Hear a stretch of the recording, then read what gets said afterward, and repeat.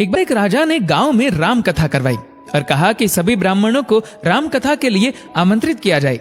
राजा ने सबको राम कथा पढ़ने के लिए यथास्थान बिठा दिया। एक ब्राह्मण अंगूठा छाप था, उसको पढ़ना लिखना कुछ आता नहीं था। वो ब्राह्मण सबसे पीछे बैठ गया और सोचा कि जब पास वाला पन्ना पलटेगा तब मैं भी पलट दूंगा। काफी देर देखा कि पास बैठा व्यक्ति पन्ना नहीं पलट रहा है। उतने में राजा श्रद्धा पूर्वक सबको नमन करते चक्कर लगाते लगाते उस सज्जन के समीप आने लगे। तो उसने एक ही रट लगा दी कि अब राजा पूछेगा तो क्या कहूंगा, अब राजा पूछेगा तो क्या कहूंगा। उस सज्जन की ये बात सुनकर पास में बैठा व्यक्ति भी रट लगाने लग गया कि तेरी गति सो मेरी गति, तेरी गति सो मेरी गति। उतने में तीसरा व्यक्ति बोला, ये पोल कब तक चलेगी, ये पोल कब तक चलेगी। चौथा बोला, जब तक चलता है चलने दे, जब तक चलता है चलने दे। वे चारों अपने सिर नीचे किए इस तरह की रट लगाए बैठे हैं कि पहला कहता है अब राजा पूछेगा तो क्या कहूंगा, दूसरा कहता है तेरी गति सो मेरी गति, तीसरा कहता है ये पोल कब तक चलेगी और चौथा कहता है जब तक चलता है चलने दे।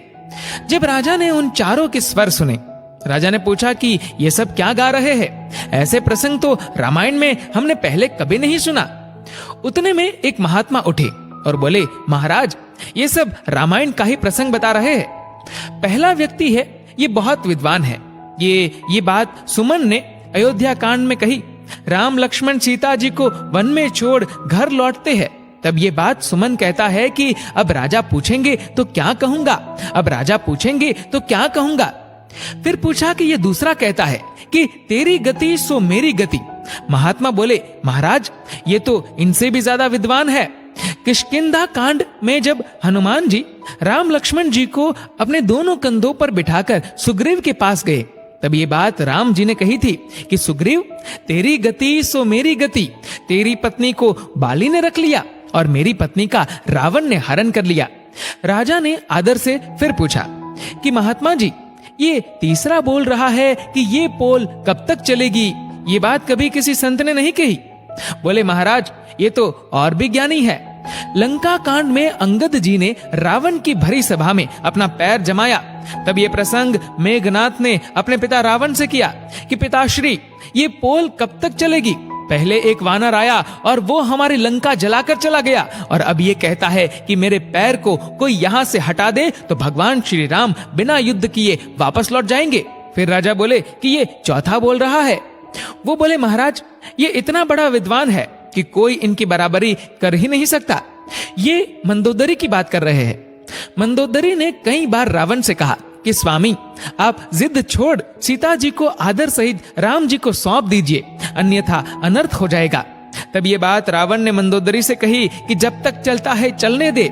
मेरे तो दोनों हाथ में लड्डू है, अगर मैं राम के हाथों मारा गया तो मेरी मुक्ति हो जाएगी। इस अदम शरीर से भजन वजन तो कुछ होता नहीं, और मैं युद्ध जीत गया तो त्रिलोकी में भी मेरी जय जयकार हो जाएगी। राजा इन सब बातों से चकित रह गए। बोले कि आज हमें ऐसा अद्भुत प्रसंग सुनने को मिला कि आज तक हमने नहीं सुना। राजा इतने प्रसन्न हुए कि उस महात्मा से बोले कि आप कहे वो दान देने को राजी हूं। उस महात्मा ने उन अनपढ़ अंगूठा छाप ब्राह्मण भक्तों को अनेकों दान दक्षिणा दिलवा दी।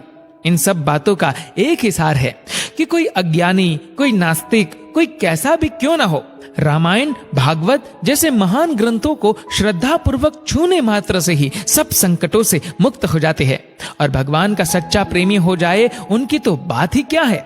मत पूछिए कि वे कितने धनी हो जाते हैं।